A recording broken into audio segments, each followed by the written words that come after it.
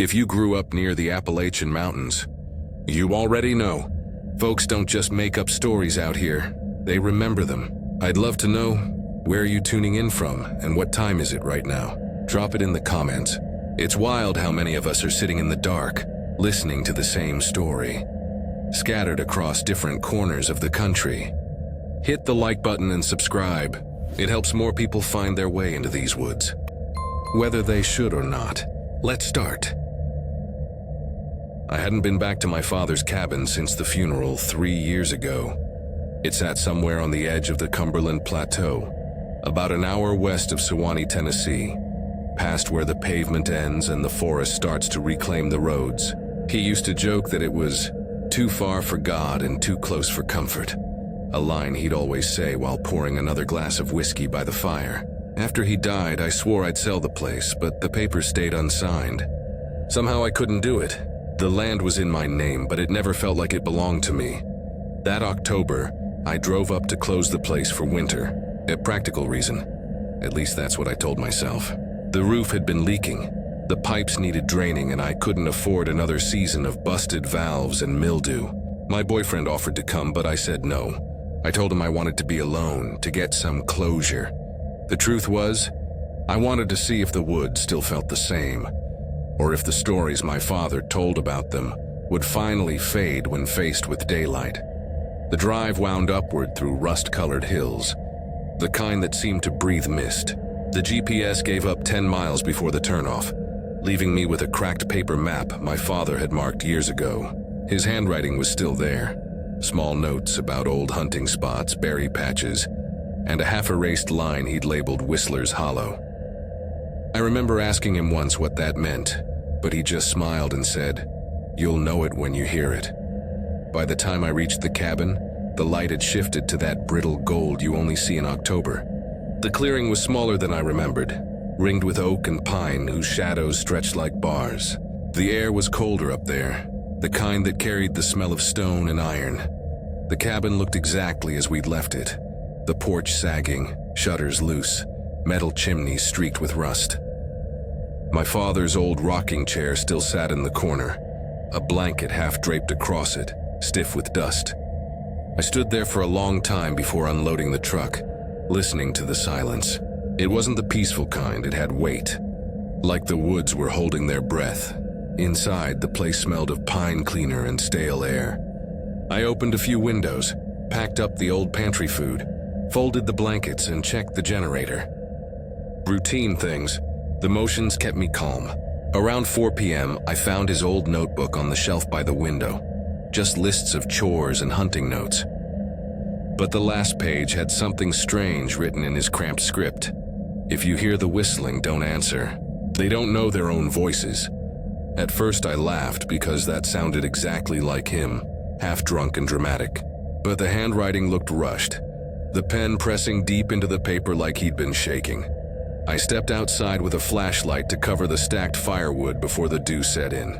That's when I noticed it. A small pile of kindling stacked near the old fire ring, perfectly neat, each stick the same length. I hadn't touched the hatchet, and I knew I hadn't made that pile. Beside it was a folded scrap of paper, bone white and unwrinkled despite the damp ground. I hesitated, then crouched down. The fold was crisp, the edges too clean. Inside, drawn in what looked like charcoal, was a curve.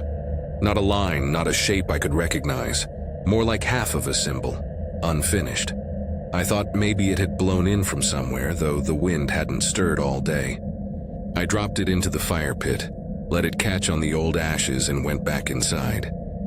But that sense, the one that creeps up from the base of your spine when you realize something's watching, followed me through the door. By dusk, the woods turned to silhouettes. I made coffee on the propane stove and sat near the window, where my father used to keep watch. You could see the tree line from there, the thin path that led back to the road. Around 6:30, I caught a movement, someone standing just beyond the trees. At first, I thought it was a hunter. The figure was tall, wrapped in a long coat, and holding something slung across one shoulder, but it didn't move. Didn't even seem to breathe. I opened the window halfway and called out, "Hello?" My voice cracked on the second syllable. The figure tilted its head slightly, then straightened again. No response. I yelled louder, told them they were trespassing. The sound came out small in the empty clearing. When I blinked, they were gone. I stepped out onto the porch, shining the flashlight across the clearing. Heart hammering, nothing, no movement, no tracks in the mud. Just cold air and that faint metallic scent the forest gets before rain. When I turned back toward the cabin, there was a folded paper sitting on the first porch step. The same kind of fold. This one had 2 marks. That same curved charcoal line now completed into an oval, and beneath it a small red dot like a blood smear.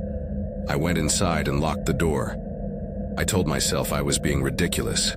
People hike through these woods all the time. Maybe it was a lost camper, or a prank from the hunters who used to rent the next ridge over. Still, I couldn't shake the feeling that something was counting. Around midnight, the whistling started. It came soft through the shutters, low, melodic, like a child trying to mimic a bird.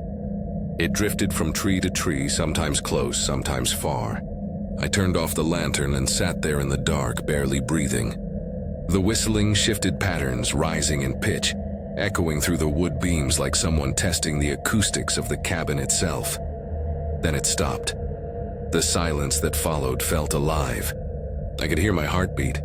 The clock on the wall had stopped ticking, and then, footsteps, slow, heavy, measured.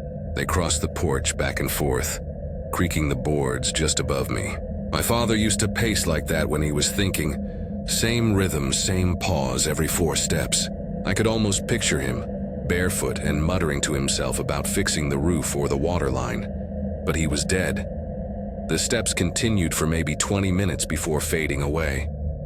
I stayed still, listening, until exhaustion finally dragged me into a shallow sleep. At dawn, the window was open. The latch was still down, but the frame had been pushed outward, splintering the wood. On the glass, stuck by a thumbtack, was another folded paper. This time the drawing was complete. A circle bisected by a curved line and dotted all around its edge in red, like an eye or maybe a map. Something about it made my stomach turn. The lines were so exact, too symmetrical to have been drawn by hand in the dark. I packed my bag, locked the cabin, and loaded the truck. As I pulled down the gravel road, I kept glancing at the tree line. Every few minutes, I swore I saw movement. A shoulder disappearing behind a pine, a glint of something pale between trunks.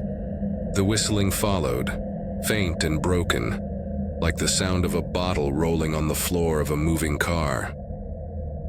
By the time I reached the paved road, I realized I hadn't seen another vehicle the entire trip. No mailboxes, no signs, no birds. The world felt hollowed out. I stopped once, maybe 5 miles from the highway, near a rusted bridge where my father used to fish. I opened the tailgate to stretch my legs, and there, wedged under the strap of the cooler, was another folded piece of paper. I froze. The same symbol, but this time the red dots had shifted to one side, forming a spiral that ended in a small arrow pointing inward. I didn't touch it, just slammed the gate and drove. I made it home by early afternoon, though I barely remember the drive. Every few miles I thought I saw movement in the rearview mirror, headlights flashing in the distance, then vanishing. When I finally parked in my driveway, I left the truck running and went inside. The air smelled different, warmer somehow. The thermostat blinked off, but the house wasn't cold. I thought I heard something faint coming from the vents. A breath, or maybe that same soft whistle echoing through the ducts. I turned up the radio. The sound went away. For 2 nights, nothing happened. I told myself it was stress, that I'd been spooked by memories and superstition. But on the 3rd night, when I came home from work, there was mail waiting on my porch. A single white envelope. No stamp, no address. Inside was a folded piece of paper. The same symbol, the same red spiral. Only now, inside the center of the spiral, there was handwriting, my father's handwriting. You answered. I dropped it, but when it hit the floor, I heard the faintest whistle. One long note, then 2 short. The same pattern I'd heard through the cabin walls that night. I tore open every vent in the house, searching for the source of the sound. Nothing. Just dust and silence. I didn't sleep. Every few hours I'd hear that whistle again, always faint. always somewhere just out of reach. Once from the attic, once from the hallway, once from right behind the bedroom door. I tried burning the note, but the flames curled away from the paper like it refused to catch. When it finally did, the smoke rose in a perfect spiral, twisting toward the ceiling before vanishing. It's been a week since then. The house is cold now, even with the heat on. Sometimes I catch my reflection in the window and swear there's another face over my shoulder, blurred and tall, like someone standing just beyond the glass. Last night, the whistling changed. It wasn't from outside anymore. It came from inside the walls, echoing like air through a hollow throat. Between the notes, I could almost hear words forming, trying to match my own breath. I don't go near mirrors now. Every time I do, I see that curve, that circle, faintly etched into the glass. And tonight, as I write this, there's something new, footsteps on the porch again. Steady and patient, but I won't open the door. I know what happens when you answer. They don't know their own voices, and maybe now neither do I. I hadn't planned to go back to Cold River Gap. Not after what happened with my Uncle Sam.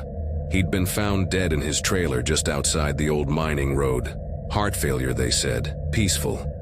But there's something about dying alone that never sounds peaceful, no matter how the coroner phrases it. He was the kind of man who lived in rhythm with his land. Same flannel shirt, same muddy boots, same chipped enamel mug for his black coffee. I was the opposite. I left the mountains years ago for Charlotte. Traded pine trees for power lines and silence for sirens. Still, when his daughter, my cousin Lena, called, her voice cracking through the static, I said yes before she could finish the sentence. The bank was threatening repossession. She needed someone to check the property, catalog whatever was left in the cabin, and make sure nothing had been stolen. You're the only one who knows those woods, she said. I can't get off work and they won't wait. She wasn't wrong. Cold River Gap was the kind of place you couldn't find unless you already knew it. Roads that split in half without reason, signs pointing toward towns that didn't exist, and maps that still listed mines long since swallowed by kudzu. My uncle's cabin was tucked somewhere on the western ridge, where the forest pressed so close it swallowed sound.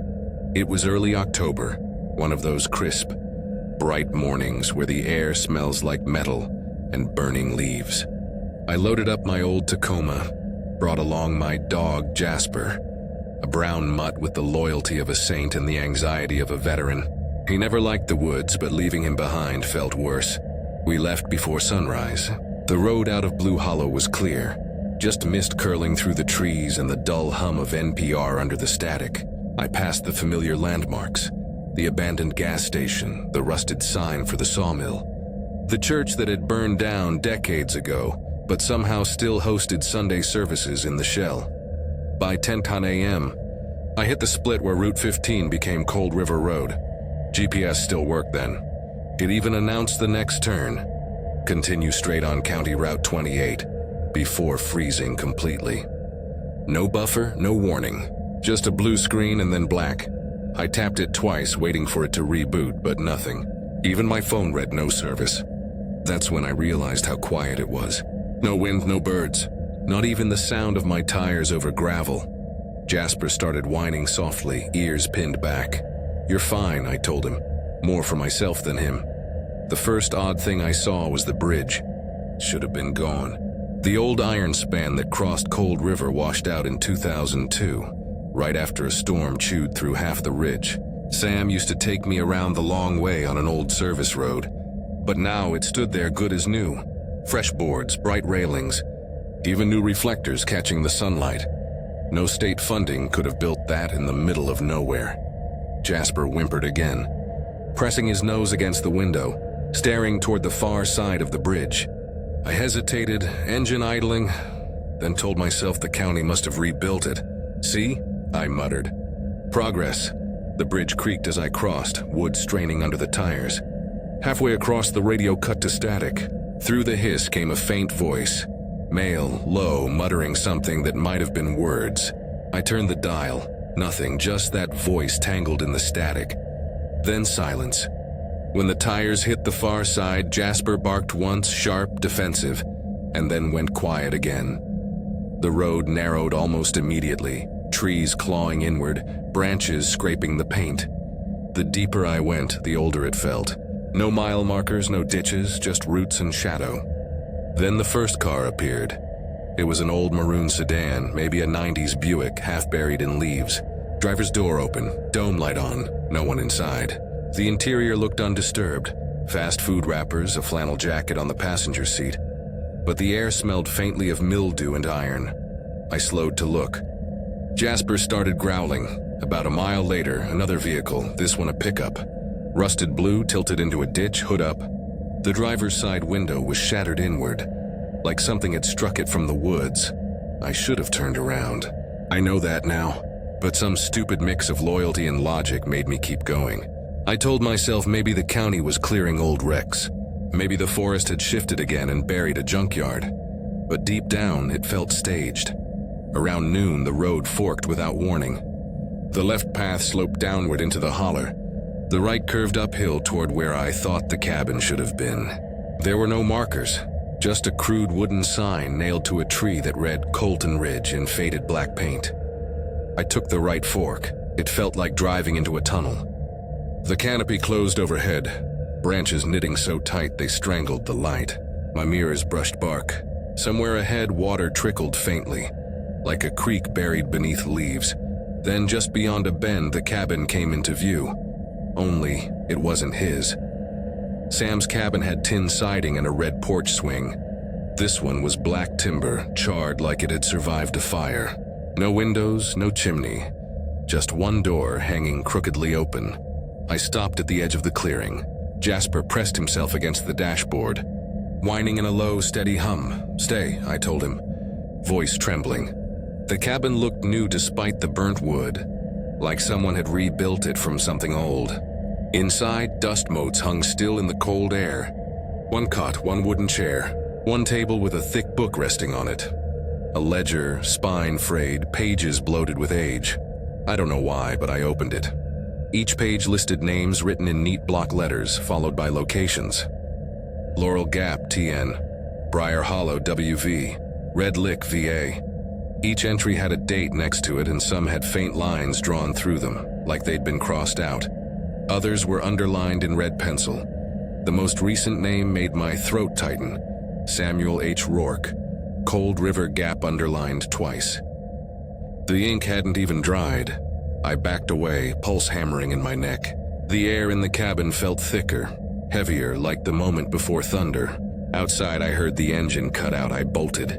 The truck was dead. Keys still in the ignition. Door locked. Jasper was gone. Not a sound. Not a paw print. The seat was empty, leash dangling off the console. "Jasper!"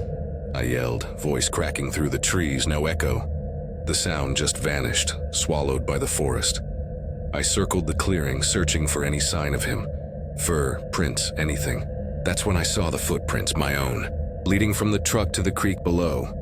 But there were no returning prints, just a set that started and stopped. Something brushed the back of my neck. I turned, nothing. I ran. I don't know how long I walked. The road was gone.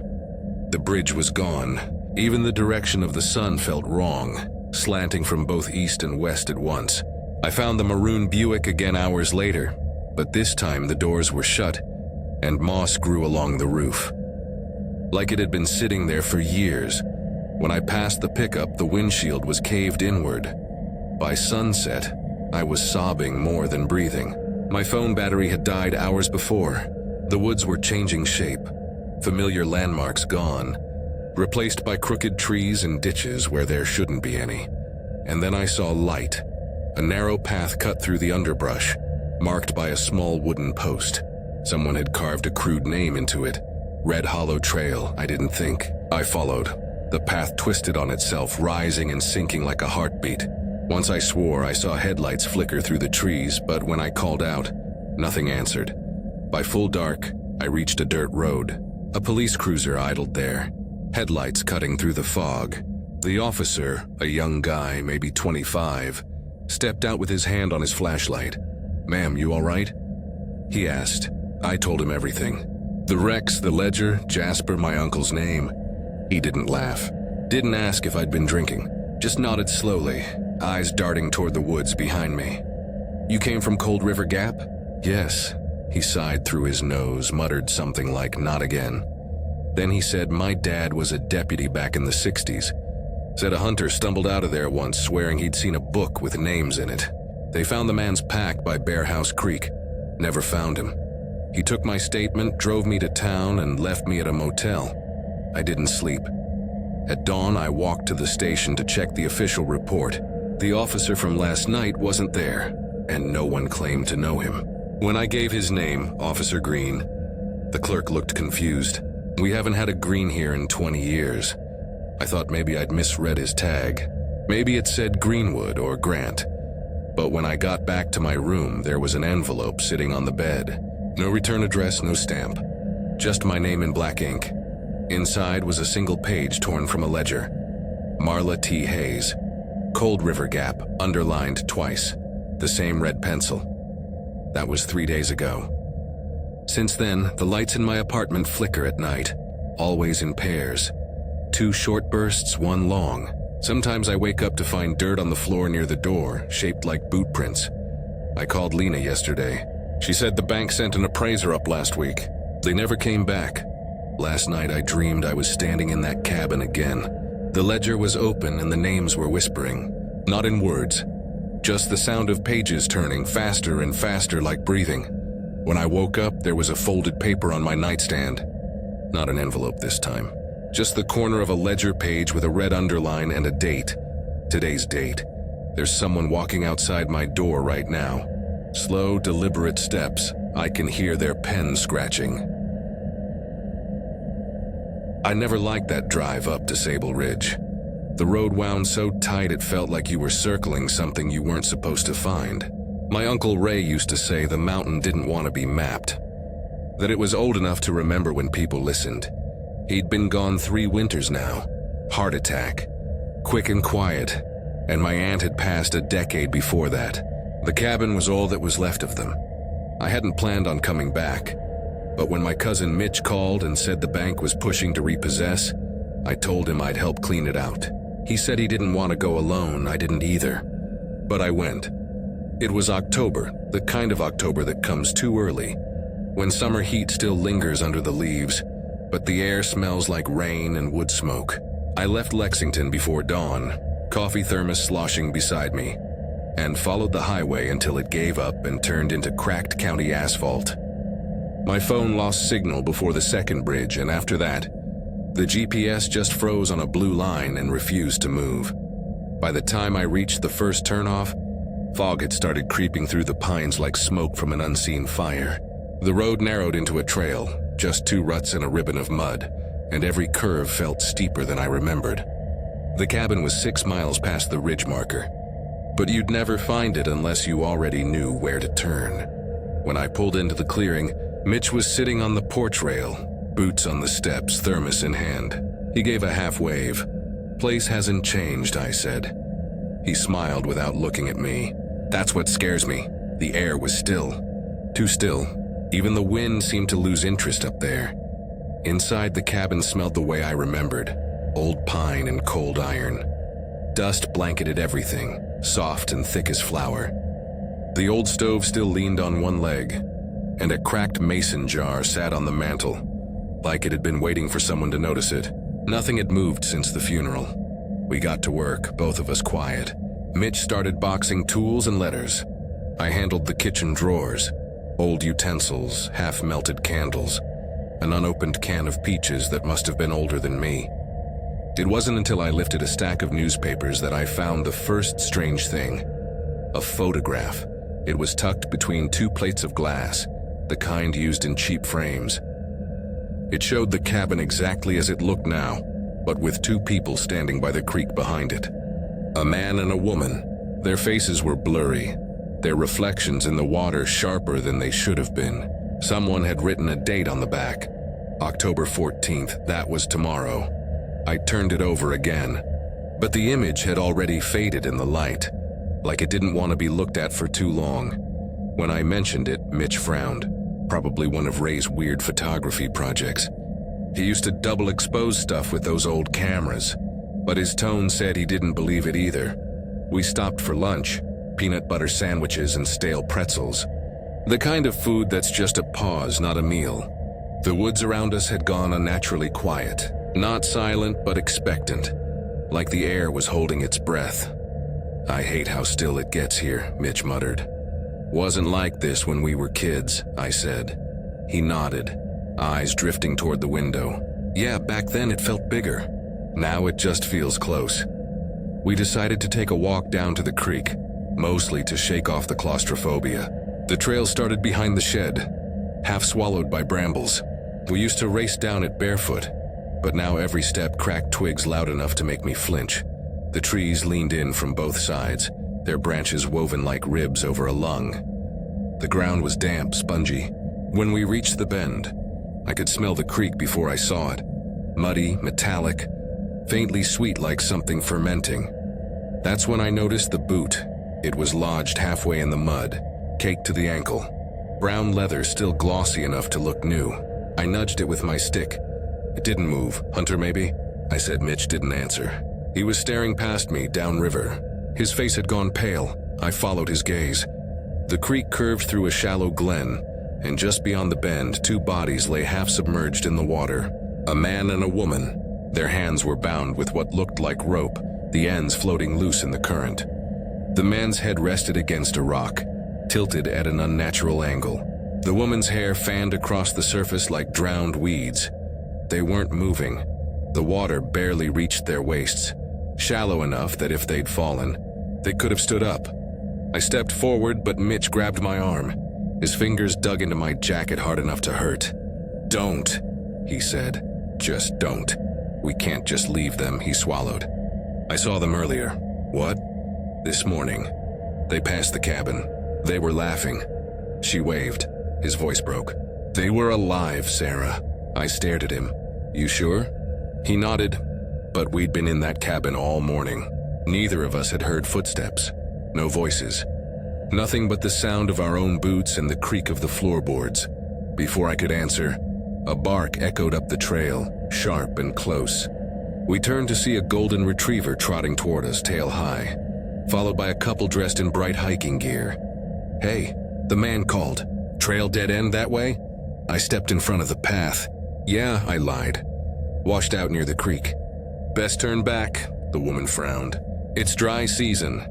"It's not safe," I said, more forcefully than I meant to. They exchanged a look, then shrugged and turned around. The dog barked once, staring at me as it went, eyes too bright. When they disappeared around the bend, the silence rushed back in, thick as fog. We stood there another minute before heading up. Mitch didn't say a word. By the time we reached the cabin again, the light had shifted. The sky was the color of wet slate, and the fog had crept low enough to lick the porch rail. The front door was open. I was sure we'd closed it.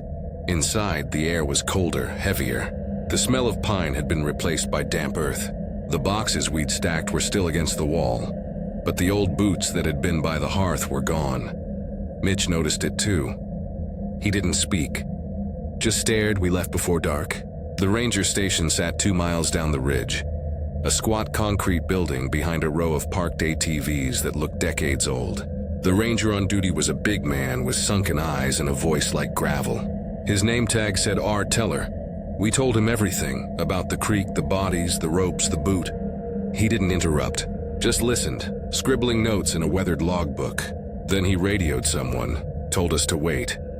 We sat in silence while the static hissed back and forth. It took over an hour for the call to return.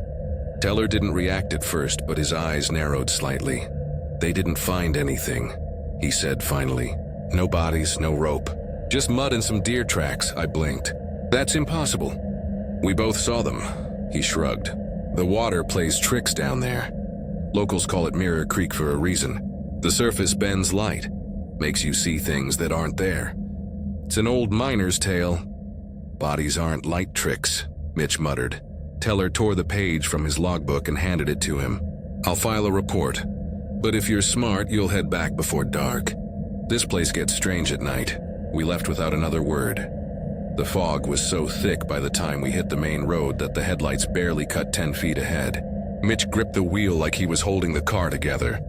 Neither of us mentioned staying overnight. but when the road narrowed into white haze, turning back to the cabin felt safer than driving blind. We built a fire outside. The smoke rose straight up, no wind to scatter it. I remember thinking how wrong that was. Smoke always drifts. Mitch kept staring into the woods. "You hear that?" he asked. I listened. There was nothing then, just faintly the sound of water moving. Only it wasn't down by the creek anymore. It sounded closer. Behind us, I turned toward the cabin. On the porch sat 2 pairs of boots, dripping wet, caked in mud. One was Ray's old work boots. The other, brown leather, still glossy, the same one I'd pulled from the mud. There was a smear of water leading from the porch to the door. I didn't move, didn't breathe. Mitch said my name softly, like he didn't want to break something fragile. We stayed by the fire until dawn. When the fog finally lifted, the boots were gone. Just 2 damp outlines on the wood. We packed what we could, locked the cabin, and drove out without looking back. Mitch moved to Colorado a few weeks later, said he needed open skies. I couldn't blame him. I told myself I'd never go back. But a month ago, I got a letter from the Forestry Service. They'd reopened the Ridge Road for environmental cleanup. The envelope included a photo, an aerial shot of the creek bend, 2 dark shapes in the water. The timestamp read October 14th, 2023, the same date from the photograph I found. I called the number on the letter. No answer. Tried again, disconnected. That night I pulled out the photograph. The image had changed. The 2 figures were still there, but now there was a third, standing at the edge of the water. The reflection in the creek was sharper than the person above it, and it was wearing my jacket. Sometimes when I'm washing dishes at night, I catch the faint sound of running water. Not from the sink, from somewhere behind the walls. It's never constant. Just enough to make me turn my head. I threw the photograph away last week. The next morning, it was back on my kitchen table. Still damp around the edges, still dated October 14th tomorrow. And the reflection looks clearer every time I look at it. I was assigned to Devil's Backbone Ridge after a series of sinkholes opened along the old mining corridor. It wasn't glamorous work, hiking through thickets, measuring fissures, logging coordinates, but it kept me out of the office. The state wanted a geological survey before winter made the ridge impassable, and I was the only one on staff who still volunteered for field work that far out. The place sat near the Virginia-Kentucky line, where the Appalachians stopped pretending to be gentle hills and turned jagged. Maps marked the area as restricted, though no one enforced it. The mines had shut down 40 years ago, leaving behind a maze of tunnels that collapsed into themselves whenever it rained too hard. Locals called that stretch the backbone because the rock looked like vertebrae poking from the earth. They also called it haunted. I'd heard stories, miners hearing their own voices echo from dead shafts, hunters finding footprints that match their own. The kind of folklore you file away as psychological residue of isolation. Still, I packed extra batteries for the recorder. I left before dawn, drove 3 hours until the asphalt turned to gravel, then parked at the service gate. There was already another truck there. Older model, dark green, state plates, but no sign of anyone. I radioed in my start time, clipped the GPS to my vest, and shouldered my pack. The trail started easy, following an old cart road carved between pines. The air smelled like wet stone and iron. I kept a steady pace, stopping every half mile to take readings. Around mid-morning, I heard another pair of boots behind me. At first, I thought it was an echo. Sound tends to fold strangely in hollows, but when I turned, a man stepped out from the fog. He was maybe late 30s, dark hair under a canvas cap, beard trimmed close. Wore a faded ranger jacket with no patches. "You with the department?" I asked. He nodded. "Sort of. Temporary assignment. Name's Mason." He carried a small pack and a field journal, pages already damp from the mist. I didn't ask why I hadn't been told about him. Extra help wasn't a bad thing. We hiked together in silence for a while, just the crunch of leaves under our boots. Every so often, Mason would glance toward the tree line, like he expected to see someone there. "You been out here before?" I asked. He gave a small shake of his head. "Once years ago. Wouldn't call it pleasant." "What's that mean?" He didn't answer right away. Locals say there's a cave system under this ridge. Not mapped, not natural either. You ever hear the hollow mouth? I smiled, though it didn't reach my voice. Sounds like campfire talk. Maybe he kicked at a stone. They say it's where sound goes when it dies. You shout down there, it doesn't echo, it listens. He said it without humor, like he'd tested the theory himself. By noon, we reached an old supply shack half hidden by overgrowth. Rusted tin roof, door hanging crooked. I suggested we rest and check the soil layers around the clearing.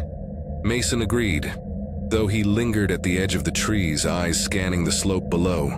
Inside, the shack was stripped bare except for a work table and a single lantern sitting in a nest of dust. The air felt wrong, too still, too heavy. I brushed a layer of grime from the table and found faint carvings etched into the wood. Carter, 2017 my name, my handwriting, but I'd never been there before. I stared at it long enough that Mason stepped closer. Something wrong? Just déjà vu, I said, though my throat had gone dry. He looked at the carving, then back at me. Maybe this isn't your first time here. We left the shack an hour later. I tried to laugh it off, coincidence, vandalism, maybe some other Carter. But every few steps I caught myself glancing down at my hands, tracing the scars on my knuckles like I was trying to confirm they were mine. The ridge narrowed as we climbed, rock walls jutting up like teeth. Mason stopped suddenly and pointed to a patch of moss near the trail. Beneath it, the ground had split open, a thin crack wide enough to swallow a boot. Cold air breathed out, steady and rhythmic, as if the mountain itself were exhaling. That's one of them, Mason said quietly. The mouths. I crouched, shined my flashlight inside. The beam dissolved into darkness after a few feet, but something about the air felt alive. Wet, pulsing. I could hear a faint whisper, too low to catch words. Probably wind through the cavities, I said, half believing it. Mason leaned close enough that his voice came out as a whisper. Then why is it breathing out instead of in? I didn't answer. We marked the coordinates and moved on. By late afternoon, the clouds had thickened, muting the light. My watch said we were nearing the end of our assigned section, but Mason kept glancing downslope like he knew another way. When I asked, he said there was an old miner's cabin not far off the trail. Should check it, he insisted. Might connect to one of the old shafts. We cut through brush until the path leveled into a clearing. The cabin stood there exactly as he'd described. Sagging roof. Door swollen from years of rain. One window still intact, reflecting the gray sky like dull metal. The place looked dead, but the ashes in the fire pit were fresh.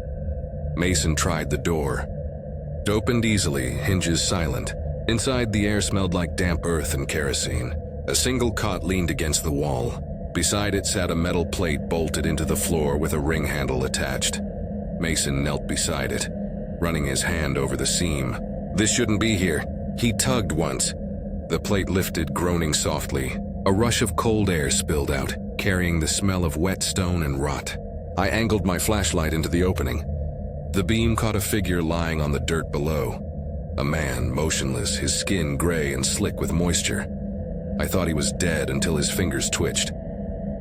We climbed down without speaking. The space was barely tall enough to stand. The man's leg was twisted at an angle that made my stomach turn. Blood had dried along his boot, dark and crusted. His eyes opened slowly, pupils wide.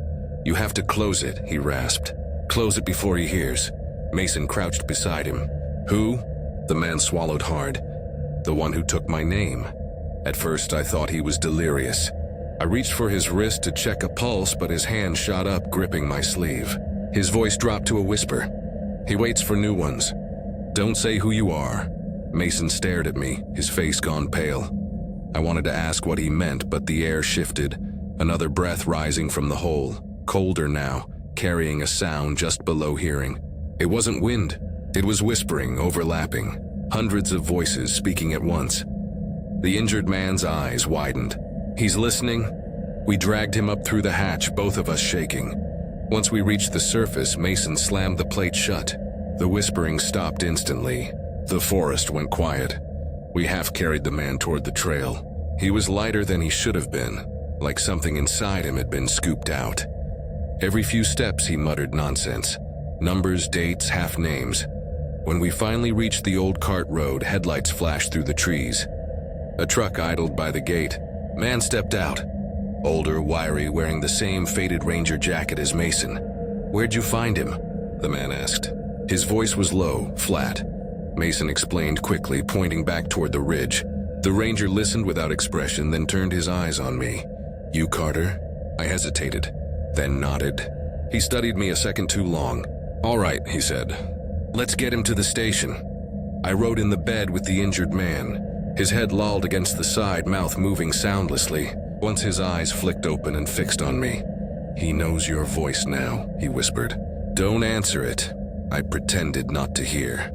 The ranger station was little more than a prefab building beside a radio tower. Floodlights cast harsh white circles on the gravel. EMTs met us at the door, loaded the man onto a stretcher, and disappeared inside. Mason handed off his notes to the ranger. They spoke in low tones I couldn't make out. When I stepped closer, they stopped talking. "You can head back," the ranger said. "We'll handle the rest." I wanted to argue, but exhaustion won. I signed out, drove to the nearest motel, and slept for 12 hours straight. When I woke, my phone buzzed with a message from the department. "No record of personnel named Mason assigned to your team. Proceed with caution." I called the ranger station. No answer. By the time I drove back up the ridge the next day, the gate was padlocked. The trail looked untouched, but where the cabin had stood was nothing but dirt and scattered stones. The ground had sunk slightly, forming a shallow depression that exhaled a faint chill. I stood there for a long time, listening. Nothing but the wind. That night back home, I unpacked my gear. When I pulled out the recorder, it was already on. Red light blinking. I hadn't turned it on all day. I pressed play. For a few seconds, there was static. Then a voice, my own, came through. Site 3, Devil's Backbone Ridge, second day on assignment. "Partner, Mason," I frowned. I'd never made that log. The timestamp was 2 days ahead.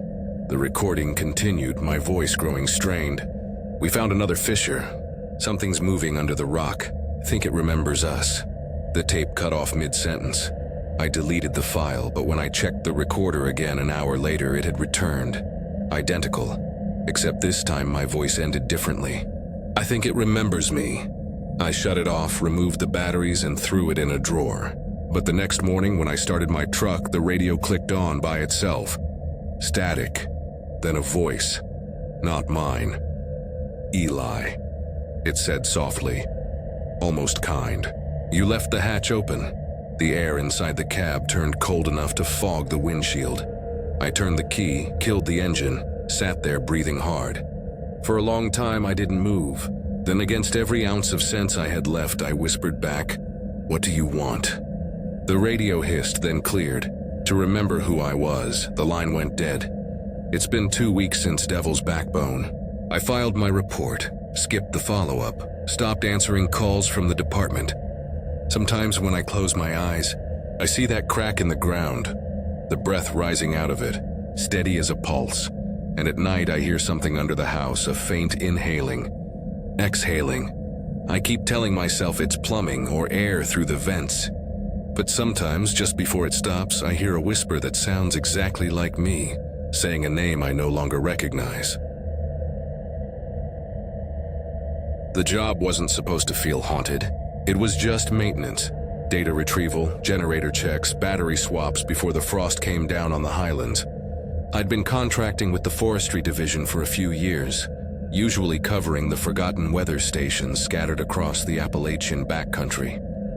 They called them cabins, but they were closer to metal boxes with leaky roofs and antennas that hadn't worked right since the 90s. That fall, they sent me to the Harlan Divide, a thin strip of ridgeline wedged between two counties that never agreed where one ended and the other began. The map I got was printed in faded ink, the roads more suggestion than fact. The GPS died after the third switchback, and the radio crackled out before sunrise. Typical. It was October, the air smelled like cold rain, and the trees were halfway through surrendering their color. The first few sites were uneventful. Tighten a few bolts, replace a corroded sensor, photograph the generator panel, and move on. I liked it that way. No tourists, no chatter, just the slow rhythm of boots on leaves and the hum of the truck engine echoing through valleys that looked like no one had touched them in 100 years. There were 7 stations on the sheet.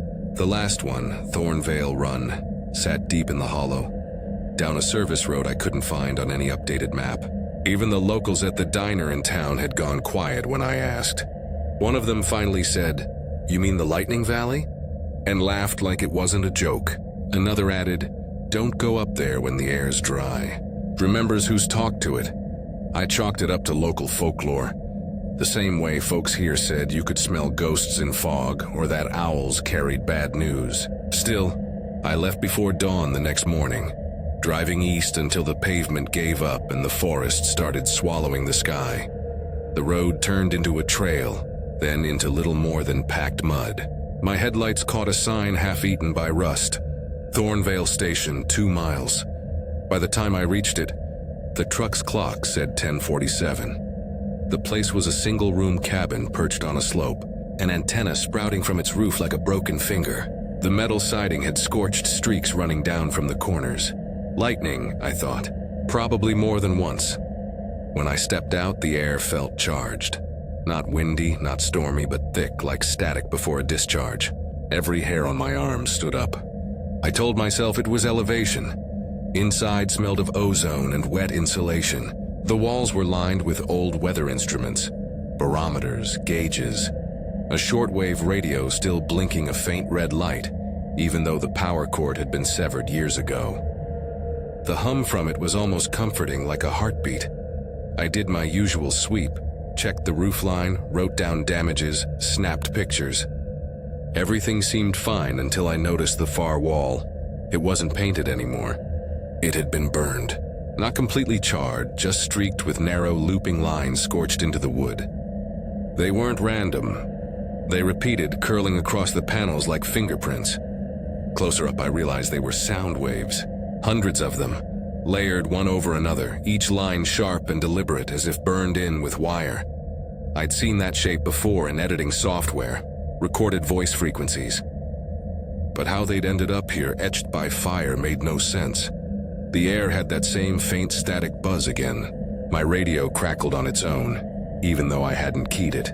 A voice whispered through the hiss so faint I thought it was my imagination. "Check the current." I froze. It didn't sound like a transmission. It sounded like replay, like something I'd already said, distorted through metal. I turned the dial until it went dead again, and told myself I was hearing interference from another repeater tower. Still, I finished the inspection fast, logged possible vandalism, and got ready to leave. But when I stepped back outside, the sky had gone overcast without warning. There was a smell, burnt metal and rain on stone. The ridge around me seemed smaller now, pressing inward. I could hear a faint hum coming from the antenna, though it wasn't powered. I decided I'd take the memory card, file the report, and be done.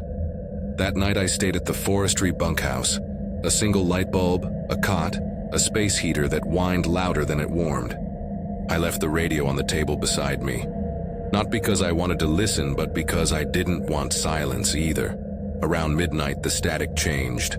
It wasn't random this time. It pulsed, 3 slow beats, pause, then 1 long exhale. It sounded almost human. Then a whisper, "Caleb, my name." I sat up, staring at the radio. The voice repeated softer, "Caleb." I turned the knob hard left. The sound didn't stop. I unplugged the radio. Still it whispered, faint as breath. I grabbed the thing, opened the back, pulled out both batteries, and tossed it in the sink. Only when it hit the metal did the sound stop. I didn't sleep after that. Morning came gray and sharp. I told myself it had been a bleed-over signal. Old line interference, maybe some ham operator bouncing frequencies off the ridge. Still, when I checked my truck, the passenger door was open an inch. I know I'd locked it. There were faint smears of ash along the handle, like someone had touched it with burnt fingers. I told my supervisor what happened. He laughed. Said Thornvale always gave people static sickness. Told me to grab the spare recorder from the shed and stop spooking myself. But when I went back to Thornvale that afternoon, the sky bright, the forest calm, the cabin door was already open. Inside, the wall of burned sound waves was gone, sanded smooth. In its place was a single word carved into the fresh wood: talk.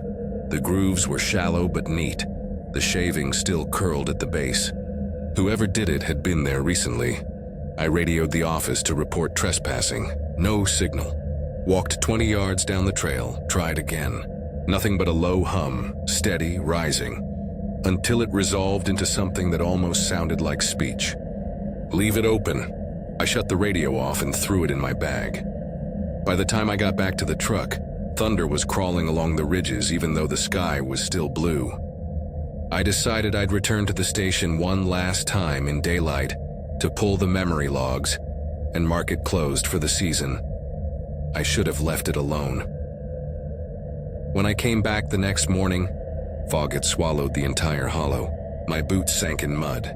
The antenna on the cabin roof was humming again, vibrating just enough to blur its shadow on the wall. I stepped inside, flashlight beam cutting through mist that shouldn't have been indoors.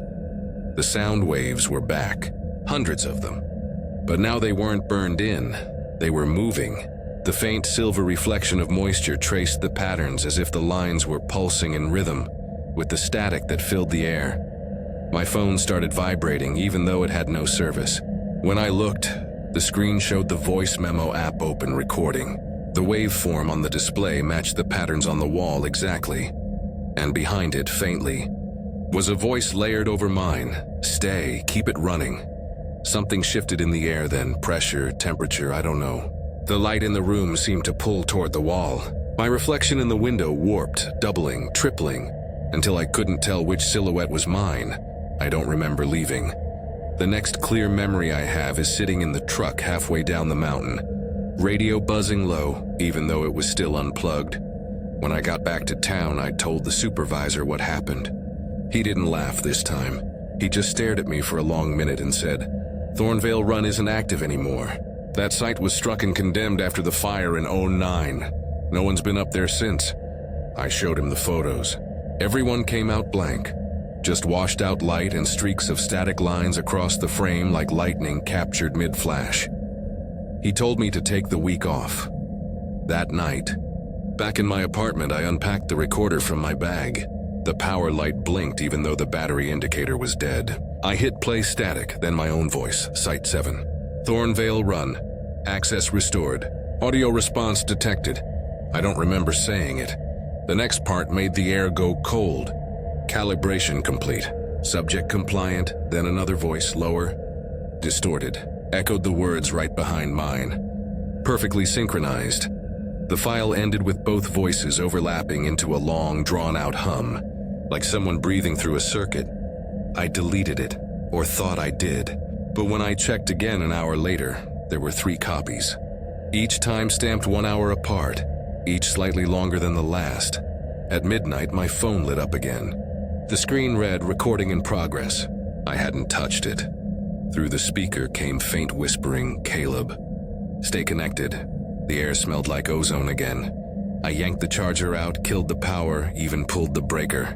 The whisper didn't stop. It came from inside the walls. I left town the next day, quit the job. Told myself I'd forget the hollow, that maybe I'd gone too long without real sleep. But sometimes when a storm passes over, my radio will turn on by itself. Always the same hum, always the same pulse.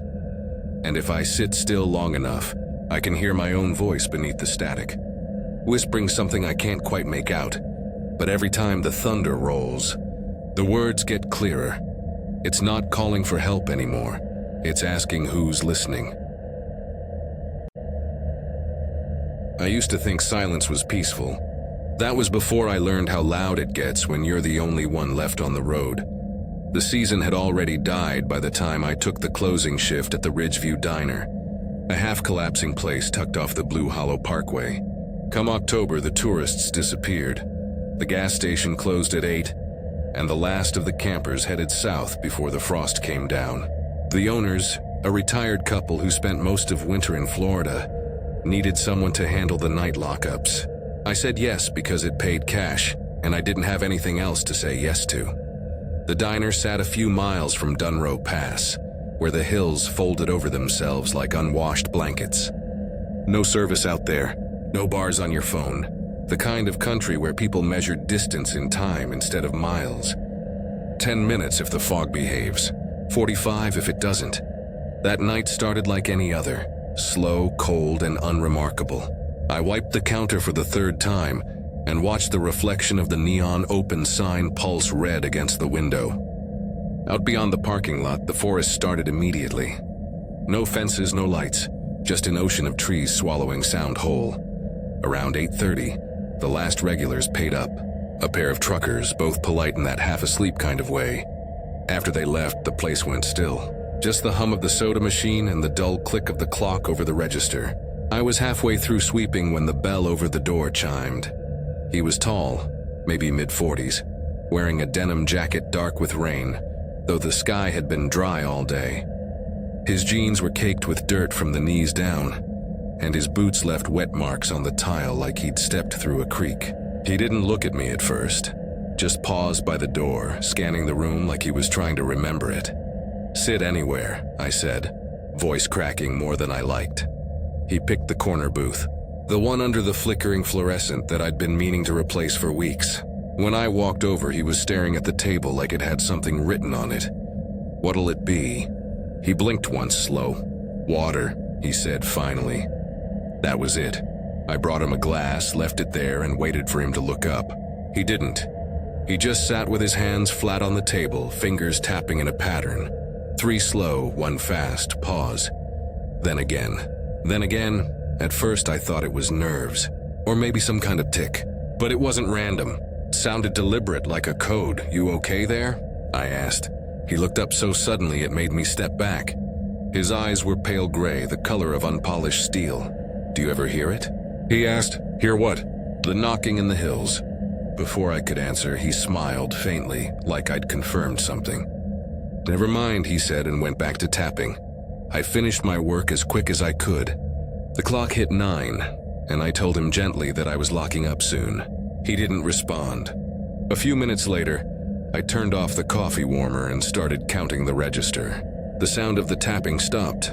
When I looked up, the booth was empty. The door was open, swinging in the wind. I stepped outside expecting to see taillights. Maybe a truck pulling away. Nothing. Just a low fog rolling through the parking lot. The air smelled faintly metallic like rain on iron. That's when I heard it. Knock, knock, knock, pause, knock. It came from the tree line behind the diner. I told myself it was a woodpecker, a branch in the wind, anything but what it sounded like. I locked the door, bolted it twice, and told myself I'd laugh about it in the morning. The drive home was 20 minutes of switchbacks and blind curves. The kind of road that makes you keep both hands tight on the wheel. A few miles in, headlights appeared behind me. 2 white orbs in the mirror, steady, unblinking. I eased off the gas. So did they. I turned down a side road, one of those unmarked cuts that led toward my trailer. The headlights turned too. The back of my neck went hot. Maybe it was coincidence. Maybe the guy just lived out that way. But every curve I took, he took. Every slowdown he matched. No horn, no brights. Just that silent, patient tail. When I hit the straightaway before the old bridge, I floored it. My truck wasn't built for speed, but I got it to 60 before the tires started slipping on the gravel. The other vehicle stayed behind, neither closing in nor falling back. There's a gas station near the county line that stays open late. I aimed for its glow like salvation. When the first fluorescent glare broke through the trees, I almost cried. I pulled in crooked, slammed the gear shift, and ran inside. The clerk, a kid with a patchy beard, looked up from his phone. "Someone following you?" he asked, half joking. I nodded. "A truck. Old gray. It's right." But when I turned, the road behind me was empty. Just fog curling through the lot. "Ma'am, you're shaking," he said. "Want me to call someone?" I told him no, it was fine, I probably imagined it. But even as I said it, I could hear it faintly. Through the hum of the coolers, through the buzz of the lights, tap, tap, tap, pause, tap. I left without buying anything. The next morning, Nate, the owner, called. Said he'd stopped by early to grab inventory sheets and found muddy footprints by the back door. Bare footprints, not boots. "You didn't come back after closing, right?" he asked. "No." He was quiet for a second. Then maybe an animal got in. Door was still locked though. That night, I thought about quitting. Instead, I brought a flashlight and a small kitchen knife and told myself I wasn't scared. When I got to the diner, everything looked normal. I even laughed at myself a little as I wiped down the counter. Around 8, the power flickered. Just a quick blink, but enough to make the neon sign outside go dark. Then I saw movement through the front window, something at the edge of the lot, a shape standing just beyond the light's reach. "Sir?" I called out, trying to sound braver than I felt. The figure didn't move. I grabbed the flashlight, stepped out onto the porch and swept the beam across the gravel. Nothing. Then I turned toward the woods. 2 eyes reflected the light back at me from the tree line. Too high to be an animal. I went cold all over. When I blinked, the reflection was gone. That was my last shift. I told Nate I'd caught the flu and never came back. He didn't argue. The diner closed 2 days later for the season anyway. A week after that, a deputy from Dunroe County showed up at my trailer. Said they'd found an abandoned truck up near the Ridge Road, burnt out from the inside. No plates, no registration. Wanted to know if I'd seen anyone unusual that night. I told him about the man in denim, about the tapping, the following car, the fog. The deputy listened without writing anything down. When I finished, he rubbed his chin and said, "You ever hear of the Wayfarer's Mark?" "No," I said. He gave a dry smile. "Old story. Folks around here say there used to be a ranger station up by the hollow before the mine shut down. Place burned down one October night, killed the man on duty. They say sometimes when the fog rolls through, drivers see a light behind them that doesn't belong. And if you stop, he catches up. Catches up how?" He shrugged. Nobody ever asked twice. He thanked me for my time and left. I didn't sleep that night. Every sound outside felt aimed at me. The following spring, when the ice melted and the tourists started creeping back, Nate reopened the diner. He texted me, said I should come by, get a free coffee for old time's sake. I almost said yes. Then he added a photo. The front window was spotless, the curtains tied back, the neon sign humming again. And on the counter by the register, next to the pie case, sat a single glass of water. No one had ordered it. No one remembered pouring it. That was 6 months ago. Now, whenever I drive the Blue Hollow stretch at night, I check my mirrors too often. Not because I expect to see headlights, I expect to see nothing. But sometimes, at the reflection of the rear view, the road behind me glows faint green, like dashboard light from an unseen cab. And when the tires hit gravel, I hear it faintly under the hum of the engine. 3 knocks, pause, 1 more. I've tried to ignore it. I keep the radio off, the windows shut, my eyes forward. But last week, as I parked at the grocery store, I noticed something that made my stomach drop. The inside of my own truck's windshield, on the passenger side, had 4 marks. Faint circles pressed into the glass from the inside, 3 together, 1 apart. The same rhythm. Sometimes when I start the engine, the dashboard lights flicker like they're syncing to something. And the longer I sit there, the louder the rhythm gets. Not outside anymore, from the cab itself. It sounds like fingers tapping on metal. It sounds like it's waiting for me to answer. It was the end of September when I signed the lease for the little yellow house off Tug Fork Road, the kind of place you find by accident, and only because your phone loses signal long enough for you to pull over.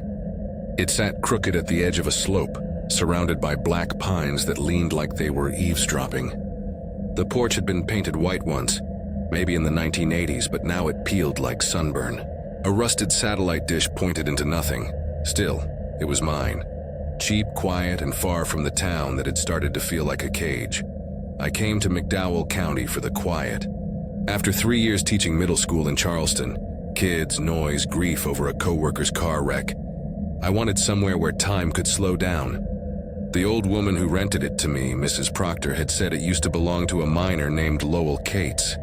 He'd lived there alone until he wandered off one night. They never found him. She told me this casually, like she was mentioning the plumbing. That first week, I slept fine. The nights were cooler up here, the air sharp with the smell of iron and pine sap. Sometimes I'd hear the freight train in the valley below, a low hum like thunder under the ground. But on the 6th night, I got a phone call I almost didn't answer. The name flashing on the screen was Wes. I hadn't spoken to my brother in almost 2 years. We weren't estranged exactly, just worn down. He'd always been the one in trouble, the one I'd drive to bail out, the one who'd swear he was done stealing scrap copper or borrowing tools from job sites. When he'd finally served time for breaking into a construction trailer, I told him I was done covering for him, and now here he was again, his voice on the other end frayed and low. "Lila," he said, "you still got that place out by the ridge?" I hesitated before answering. "Yeah, why?" "I got nowhere else. I just need a few nights." His voice cracked like a bad transmission. I told myself I was only saying yes out of guilt, not because the silence up here was starting to feel too heavy. He showed up the next evening in a borrowed truck that sputtered all the way up the dirt path. He looked thinner, hollowed out in a way that went beyond hunger. He wore a corduroy jacket and carried one duffel bag and a thermos that he gripped like it was the only thing keeping him upright. When I reached to hug him, he flinched like he'd forgotten how. We didn't talk much the first few days. I made coffee. He fixed the porch steps and chopped firewood. He was quieter than I remembered, and something about his stillness made me uneasy. Every night after dark, he'd step outside, stand at the porch rail, and stare into the trees. The forest looked different at night, blacker, almost fluid, the branches twitching as if stirred from below. Once, when I asked what he was looking at, he said, "The old laneway." "There's no lane back there," I told him. "Just woods and the ridge." He didn't look away. "Not always," I tried to laugh it off. "Well, I'll take your word for it." That night, I woke to the sound of the back door clicking shut. When I stepped into the hallway, I saw moonlight pooling on the floorboards where cold air seeped in. The screen door was swaying. His boots were gone. I waited on the porch for over an hour before he came back, barefoot, jeans streaked with mud, eyes wide but unfocused. He didn't answer when I asked where he'd gone. He just brushed past me and sat on the couch, clutching that thermos with both hands like he was warming it. Even though his skin looked feverish, the next morning, I found muddy prints leading from the porch to the tree line. They ended abruptly, not fading, just stopping, like he'd stepped off something invisible. That afternoon, while he slept, I took a walk down the hill toward the creek. The air smelled faintly of ozone, like rain that never came. I noticed stones half buried in the moss, arranged in strange patterns. Circles, crosses, and what looked like crude arrows pointing toward the ridge. I told myself it was old mining debris, but it didn't look mechanical. It looked deliberate. That night, Wes didn't eat dinner. He sat by the window staring into the dark. "What's in that thermos?" I asked. He blinked, slow, like he was remembering where he was. "Ashes," my throat went dry. "Whose?" He didn't answer. For the next week, I started locking the doors after sunset, but it didn't matter. I'd wake up and find him gone, the latch still bolted from inside. I stopped sleeping through the night altogether. Sometimes I'd hear him whispering outside, low and frantic, like a one-sided argument. One night I caught fragments through the glass. "I know," I said I would. I brought it back. When I asked about it the next morning, he said, "You ever heard of the laneway that trades time?" I hadn't. He told me people around here used to talk about a road that miners saw when they were close to dying. It only appeared at night, usually on foggy slopes, and it was said to lead to whatever you'd lost, if you were willing to give something in return. "Old man Cates," he said, "the one who lived here before. They said he went looking for his daughter on that road, never came back." I told him it was a story, mountain superstition, but he only smiled, and it wasn't a comforting kind of smile. Later, I found the thermos sitting open on the porch rail. Inside was a mix of fine gray ash and small pale pebbles, like bits of bone. When I asked him again, he finally told me. "It's Dad," he said. "Or what's left of him." I froze. Our father had died in a warehouse fire 2 years ago. The remains were never found. They lied, he said. Said he burned up, but he didn't. The laneway took him. I just need to give it back what it's owed. I didn't know what to say. I thought maybe he was slipping. That prison had done something to him.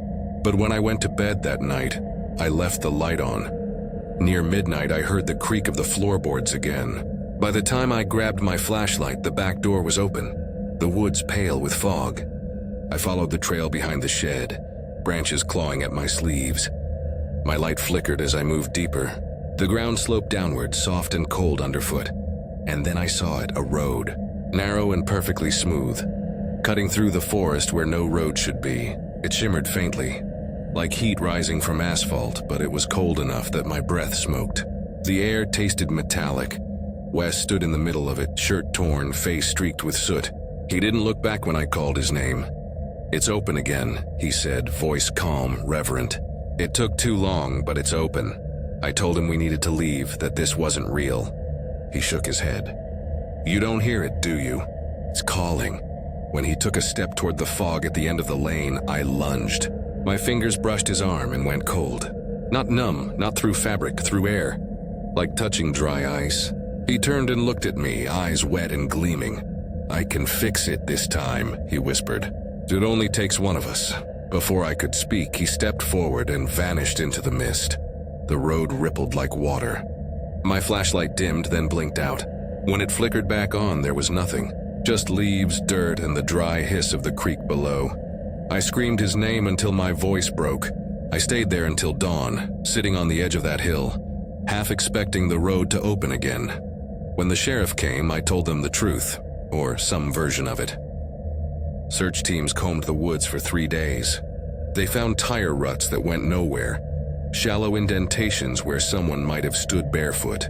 They found an old miner's map in the historical archive that showed a lane once cut through that ridge, leading to a shaft that collapsed in 1932.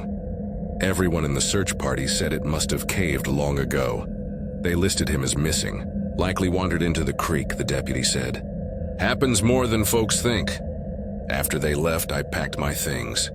I was halfway down the driveway when I saw something sitting on the porch steps. Wes's duffel bag, clean, dry. The zipper closed tight. Inside, the thermos. Warm to the touch, I unscrewed the lid. The ash was gone. In its place was a small pile of gravel and a single folded page torn from a ledger. The handwriting was cramped but familiar. My father's, it said, "Debt settled.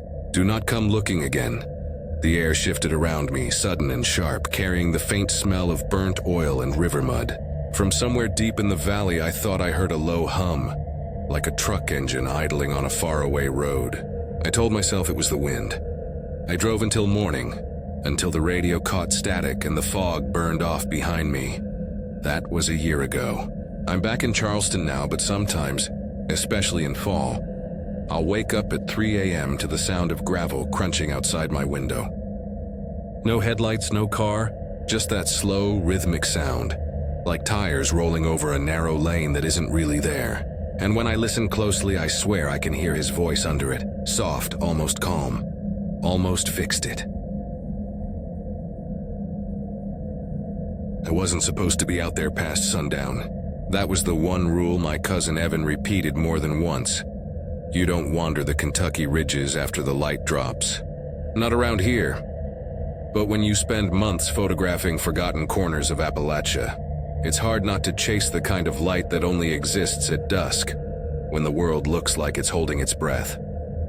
I told him I needed those photos, that the project deadline was coming up, that we'd be back before dark. He sighed, muttered something about city people not listening to hills, and drove anyway. We started our hike that Thursday morning from a half-rotted trail marker near the edge of the Cumberland Plateau. There wasn't much of a path, more like a faded scar that climbed and fell through tangles of pine and sycamore. Evan said it used to be part of the old mining roads before the land was reclaimed, but most of the maps don't even list it anymore. I had my camera gear packed tight, a cheap sleeping bag, and the misplaced confidence of someone who thought wilderness was romantic. For the first 2 days, the world felt untouched, too quiet, almost reverent. The trees leaned so close together the sun broke through in thin, trembling lines. The air smelled of wet bark and cold stone.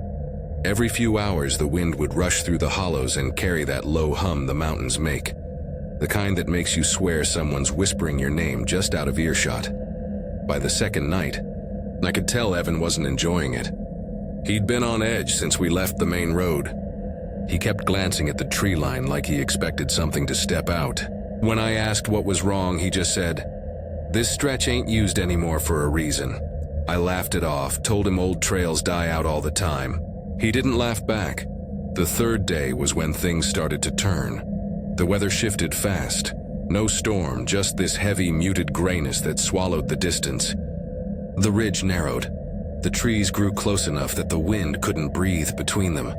I remember stopping for water near a sharp bend where the ground dipped into a ravine. That's when I saw it. A narrow break in the brush leading downhill. It wasn't marked, just a small path pressed flat between ferns. The soil was darker there, like it had been disturbed recently. I pointed it out to Evan. "Animal track," he said, tightening his pack straps. "It's too wide for deer," I told him. He didn't argue. He just looked at it for a long second, his jaw tightening, then said, "You want to see where it goes, don't you?" I did. Curiosity has always been my worst habit. It's how I ended up chasing ghost towns and photographing abandoned churches instead of weddings and birthdays. So I said, "We can check it out. Just a few minutes." He hesitated, then followed. The trail was steep and strange. The trees looked different down there. Thinner, older, their trunks slick with black moss. It felt colder too. The air wet and sharp, like descending into a cellar. After maybe 10 minutes, the woods opened into a small clearing. Not perfectly round, but carved out, deliberate. And there, at the far end, sat a cabin. Calling it a cabin isn't right. It looked too wrong for that. The walls were made from uneven logs, blackened like they'd been scorched years ago. The roof sagged under a quilt of dead leaves, and a single chimney leaned to one side like a snapped bone. But it was the door that stopped me. It wasn't wood at all, but an old iron sheet bolted across the frame. Someone had scratched words into it so deep they tore the metal. "Do not open after dark." Evan read it, exhaled slow through his nose and said, "We're leaving, but I wanted photos." The historian in me couldn't ignore something that old sitting forgotten in the woods. So I convinced him to wait while I took a few quick shots. He stood near the edge of the clearing, arms crossed, watching the trees instead of me. When I looked through my camera lens, something strange happened. The light changed. The clearing dimmed, though the sun was still above the ridge. The shadows grew long too quickly, stretching toward the cabin like spilled ink. I lowered the camera and blinked. Everything looked normal again. That should have been the moment we left. But we didn't. It started raining that evening, fast and cold, and the soil turned to muck. We couldn't pitch a tent, not without sliding down the slope, so when Evan suggested the cabin, I didn't argue. The door wasn't locked, just heavy, and the hinges screamed when we pulled it open. The inside smelled like rust and pine tar. There was a stone fire pit in the middle and a few rough benches. Everything was too clean, swept clear of leaves and dust like someone had been keeping it up. In the far corner sat a wooden stool with a lantern on it, one of those old oil kinds. The glass cloudy and the handle bent. Evan stared at it like it offended him. "Don't touch that," he muttered. "Why?" I asked. He didn't answer. He just looked around and said, "We'll stay one night. No fire." I remember thinking he was being paranoid, but when darkness came, I understood. The forest went quiet in a way that didn't feel natural. Not just no crickets, no wind, no rustle, nothing. It was like the whole world had paused to listen. I sat on the bench checking my camera battery when I heard something outside, not an animal. Footsteps, light and steady, circling the cabin. Evan stood up slow and mouthed, "Don't move." We listened, step, step, step. The sound would fade, then return from the other side. It went on for what felt like hours. And then, faintly through the cracks in the walls, we saw it. A pale amber light weaving between the trees. It wasn't a flashlight beam.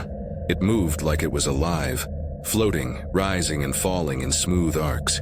Stopped a few feet from the door. Evan whispered, "Don't look at it, I didn't listen." I got up and peered through the narrow window slit. The lantern glow hovered in the fog just above the ground. At first I thought I saw a person holding it. A woman, maybe. Her outline faint through the mist. She was tall, her dress hanging too long, her hair a pale silver that caught the glow. But as I stared, I realized she wasn't holding the light. It was coming from her. The glow pulsed from her chest like a heartbeat. I stumbled back, whispering, "Someone's out there." Evan just shook his head.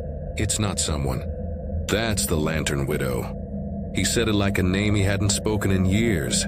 When I pressed him, he told me about the old miners who used to live along this ridge, back before the town fell apart. There was a woman who kept a lantern lit every night for her husband to return from the shafts. But one evening, a cave-in buried the whole crew. She wandered into the woods with her light, calling for him until the cold took her. Folks said she never found her way back, that she still walked with the same lantern, luring others off the path so they could keep her company in the dark. By then, the footsteps had stopped. The light had faded. We sat in silence until exhaustion took over. I woke up hours later to the faint sound of a match striking. For a split second, I thought Evan was starting a fire, but the glow wasn't orange. It was white and still. I turned. The lantern on the stool was lit. Evan was sitting across from it, eyes open but unfocused. His lips were moving soundlessly, like he was listening to someone. I whispered his name. He didn't blink. The light grew brighter, and the walls seemed to bend inward, shadows stretching toward him. Then he stood up and walked to the door. I ran after him, grabbing his sleeve. "Evan, stop!" He looked back, and that's when I saw her face through the crack of the door. Pale, hollow eyes like candle flames. She smiled, and I swear I felt her breath on my cheek. Then Evan yanked the door open and stepped out. The light outside swallowed him whole. I remember running, tripping through brush and mud, not caring where I was going. I didn't stop until I hit the ravine.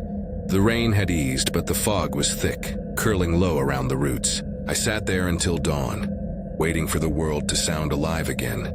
When I finally made it back to the main trail, my phone found a signal. I called for help, though I had no idea what I'd even say. They searched for 2 days. They found the cabin, though it looked older than I remembered, like it hadn't been touched in decades. The ranger who led the search told me there was no lantern inside, no iron door, no footprints but mine. I didn't believe him until he showed me the photos I'd taken on my camera. Every shot was blank, not black, blank. Whitewashed like light had eaten through the image. Weeks passed before I went back through my files. I noticed one photo that hadn't been deleted properly, a corrupted frame buried in the memory card.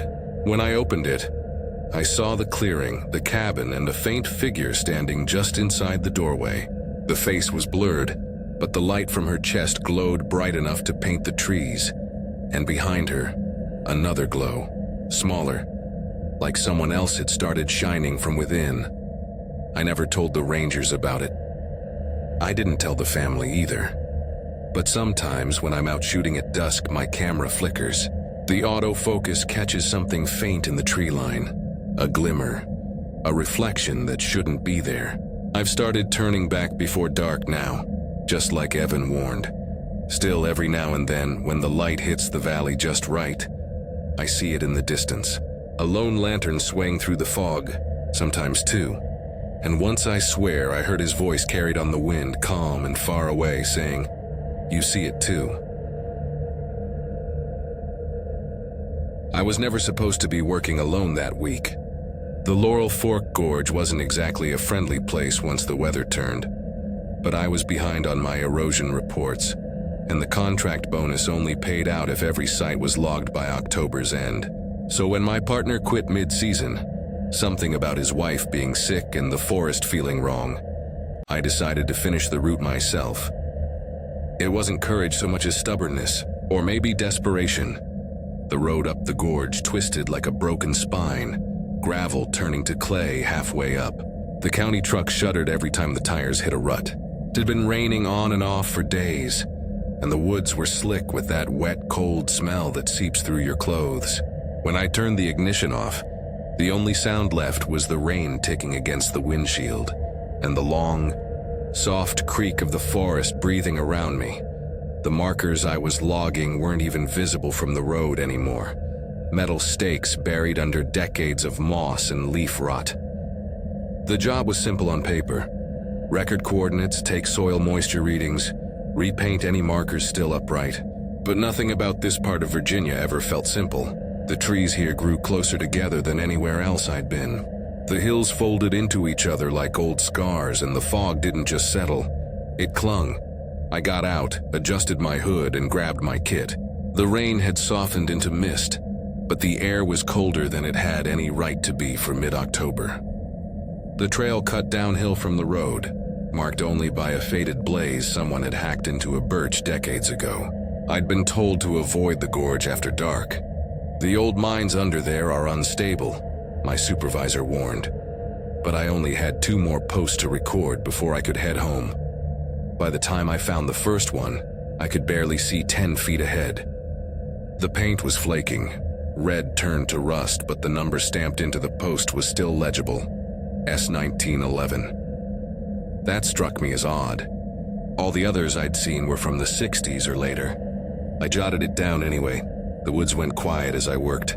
Not silent, there's a difference, but quiet in that thick, muffled way. That means something bigger than you is listening. I could hear the faint gurgle of the creek below, but it didn't sound right. The water moved too steady, like a tape loop that never paused for air. I remember thinking I should finish up fast, but my flashlight picked up something metallic a few yards away. Another post, except this one wasn't on the map. It leaned slightly, half swallowed by roots, the number completely worn away. The top was capped by a chain link loop that hung loose, swaying even though there was no wind. I moved closer, raised my light, and froze. There were boot prints in the mud. Fresh ones, 2 sets, both leading uphill, right toward the narrow track I'd come from. My chest tightened. The truck was only a 10-minute hike back, maybe less if I didn't think about it. I started up the trail fast, trying not to look into the trees. But when I reached the ridgeline, the world didn't look like it had before. The fog had thickened, white and heavy, blanketing the road until it looked like a sheet of milk. My truck's headlights glowed faintly through the mist, but as I got closer, they flickered, then went out. I stopped. That's when I heard it. Metal. Clinking, dragging, steady. It wasn't far. Maybe 20 yards down the road. 2 distinct rhythms, slow and synchronized, like someone walking in chains. My heart started pounding so hard I could hear the blood in my ears. I told myself it was a deer caught in some old wire fence. That made sense. It had to. I reached the truck, climbed inside, and locked the doors. The sound didn't stop. It moved closer. The fog parted just enough for me to see them. 2 figures stepping out of the tree line.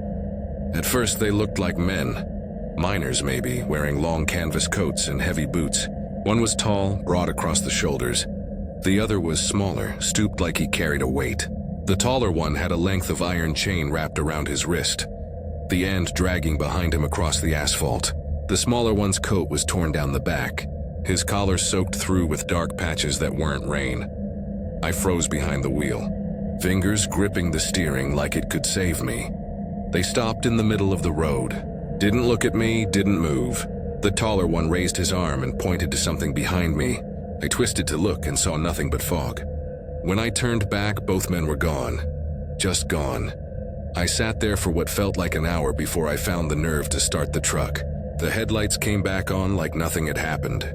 I drove straight down the ridge into Clary Hollow, where the forestry outpost sat beside an old feed store. Inside, the night shift ranger was half asleep at the desk. He listened while I told him everything, his eyes fixed on me like he'd heard it all before. When I mentioned the chain, something in his face changed. "You didn't go near the gorge mouth, did you?" I nodded slowly. He sighed, leaned back in his chair. "Then you saw the chainmen." I waited for him to laugh, but he didn't. He told me the story like it was a fact, not a campfire tale. In 1912, 2 county surveyors were mapping the lower mines when a section of the ridge gave way. The first man, Thomas Murdoch, made it out, barely. The second, his partner Elias Crane, didn't. The cave-in sealed the tunnel before rescuers could reach him. Murdoch went back every night for weeks, carrying chains to anchor himself in case the ground shifted again. One night he didn't return either. Locals said you could hear their tools clanging under the dirt for years after, until the mining company paved the road right over their graves. I tried to laugh it off, but my hands wouldn't stop shaking. "Fog comes down like this every fall," the ranger said. "When it does, they walk again. Always in pairs, always measuring the land." I left the outpost before he finished. I didn't want to hear more. The next morning I convinced myself I'd overreacted. Exhaustion, fog, and a story told by a bored old man. But when I checked my logbook, something was off. The coordinates I'd written for marker S1911 were gone, erased. The page was blank except for one line scrawled across the bottom in mud-stained letters. 12 links short. I stared at it until the coffee went cold. I should have quit right then. But curiosity can be a curse. I went back 2 days later. Midday this time, sunlight pouring through the trees. Everything looked normal. The post was still there, my paint still bright. No footprints, no fog. I took my readings, marked the data, and turned to leave. That's when the ground beneath me cracked. The earth didn't open all the way, just enough for my boot to sink halfway into a pocket of air. I pulled free, heart hammering, and crouched down to look. The hole wasn't deep, but I could see wood down there. Old beams. Railroad ties, maybe. My breath caught when I realized what I was looking at. One of the old mine shafts, caved in and forgotten. Something inside glinted. I leaned closer. It was a metal tag, rusted and half buried in soil. I brushed it off and read the name, E. Crane. I dropped it like it burned me. When I looked up, there were boot prints again, fresh, leading away from the hole. Heading uphill, 2 sets. The air thickened instantly. Every sound, birds, wind, even my own breath, fell flat. Then came the clink, 1, 2, steady measured. I turned slowly, terrified of what I already knew I'd see. They were there, standing at the tree line, but this time they weren't solid. The fog poured through them like smoke through a sieve. Their faces were pale and warped, their eyes black hollows that bled faint light. The taller one still carried the chain, but now it dragged a second length behind him, wrapped around the smaller man's wrist. They didn't walk so much as glide. The chain scraped across the rocks, sparks flickering where it struck the ground. "Stop," I whispered. "Please," the taller one raised his head. When he spoke, it didn't come from his mouth. It came from everywhere. The trees, the earth, the air itself. Measure what's lost. The smaller figure lifted his arm, pointing toward the mine shaft. Then both turned and began walking toward it, dragging the chain between them. The sound was deafening. Metal against stone, echoing into the gorge until it blended with the wind. And then they were gone. I don't remember driving back. I barely remember the week that followed. I turned in my equipment, handed over the keys, and told the office I was done. They didn't argue. Seasonal workers disappear from those jobs all the time, but I still have the logbook, the one I swore I left at the outpost. It showed up on my porch 3 days after I got home, wrapped in brown paper. I opened it expecting blank pages. Instead, every line was filled in. Coordinates, numbers, notes in handwriting that wasn't mine. Each entry marked with the same initials, TM. The final page reads, "Survey incomplete." 12 links short. Sometimes, when the fog rolls down from the mountains, my porch light flickers. I'll wake to the sound of metal dragging somewhere in the distance, slow and patient. Once I followed it to the end of the gravel drive, there were footprints in the mud. 2 sets, and right beside them, half buried in the clay, a length of old iron chain.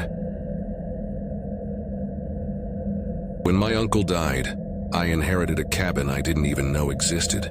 His lawyer called it the property near Beach Hollow, though locals just called that stretch of woods the Hollow Road. It sat somewhere between the Virginia border and the high ridges of southern West Virginia, where the air always smelled like wet pine and old dirt, and the fog never really cleared.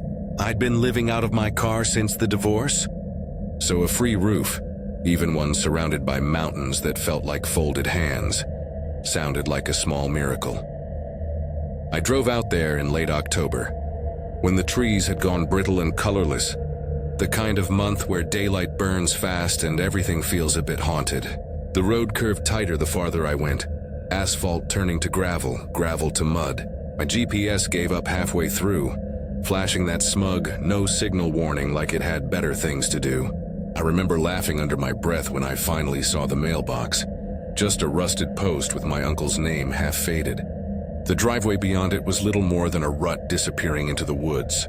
The cabin itself wasn't as bad as I expected. Cedar siding, tin roof, a wraparound porch that looked out over nothing but black trees and a narrow gully that hummed with water. Inside, it smelled faintly of tobacco and turpentine, like someone had sealed memories into the wood. There was furniture, a couch that slumped in the middle, a table with one leg shorter than the others, and an oil lamp that hadn't been filled in decades. The only modern thing was a small fridge humming quietly in the corner, plugged into a generator out back.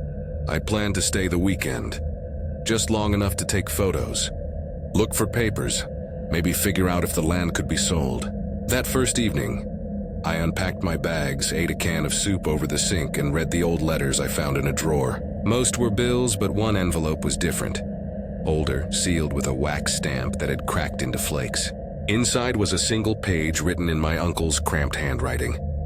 Keep the doors locked after sundown. If you hear tapping, don't answer. Don't go looking for what isn't yours. And if you find anything tied with hair, don't burn it.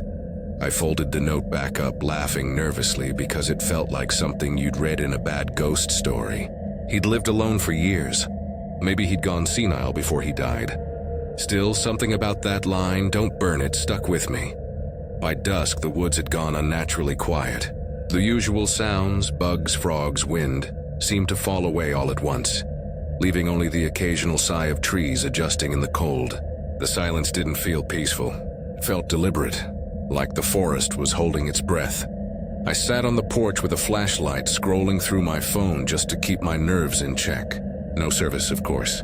I played an offline playlist, listened to the hum of the generator, and watched the sky darken until the last stripe of red sank behind the ridge.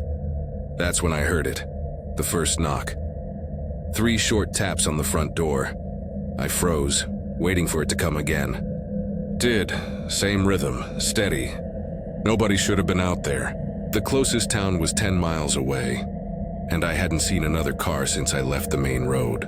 My breath started to fog. I got up, grabbed the flashlight, and shined it through the window pane beside the door. Nothing. Just the porch, the fog, and the faint shimmer of the creek down below.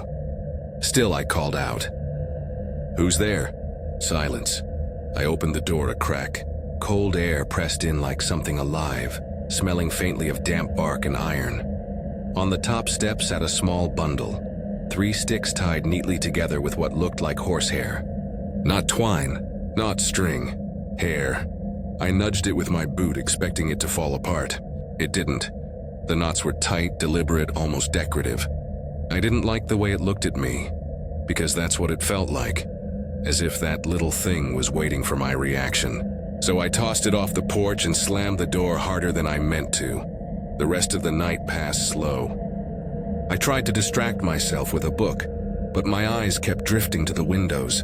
I could swear I saw movement out by the tree line once or twice, though when I shined the light, there was nothing. Eventually, I drifted off on the couch with the lamp still burning. Around midnight, something woke me. It wasn't a sound exactly, more a shift.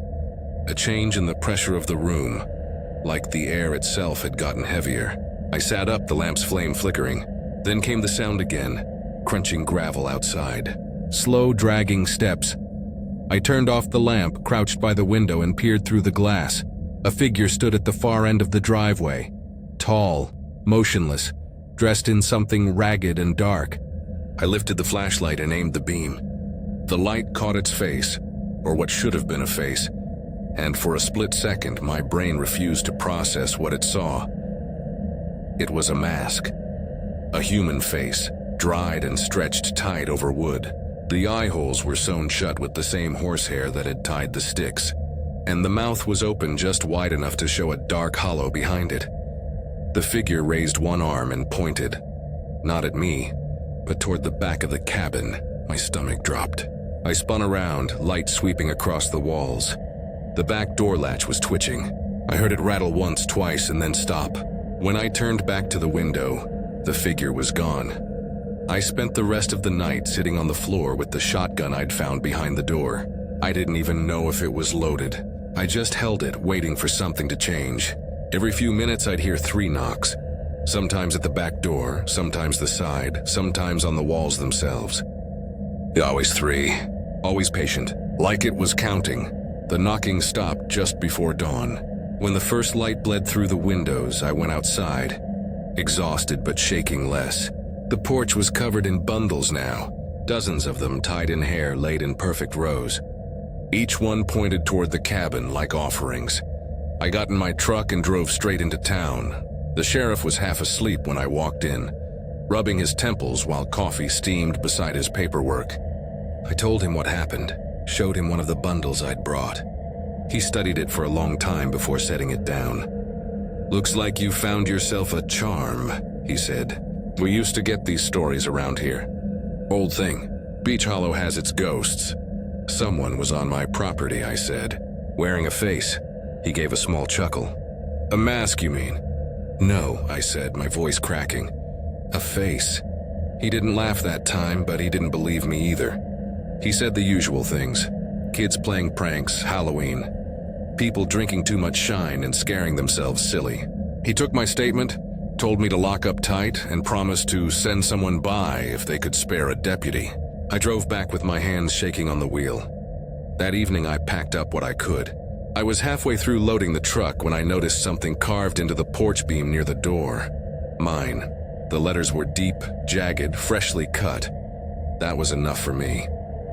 I threw the last bag in the cab and started the engine. But the tires spun uselessly in the mud. It had rained while I was gone and the truck was stuck deep. I tried rocking it, swearing under my breath, flooring it until the engine wailed. Nothing. By the time I gave up, the light was already fading. Fog crept back through the trees, turning everything to a dull gray blur. I could feel that pressure again. The same weight in the air, like the forest was watching. I made sure every door was locked, every window latched. The generator sputtered once and died, leaving me with nothing but candlelight. Around 9, the knock started again. 3 taps, this time on the window behind me. I didn't move. I just listened, 3 more, then 3 at the back door. Then faintly, 3 from underneath the floorboards.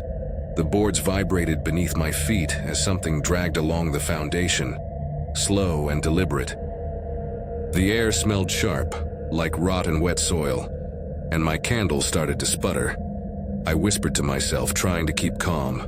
"It's not real. It's not real." The latch on the basement door clicked. I hadn't even noticed the basement before, a narrow door in the hallway I'd assumed was just a pantry. Now it was creaking open inch by inch. Something shifted in the dark below. Slow, scraping steps climbing the stairs. I aimed the shotgun toward the doorway.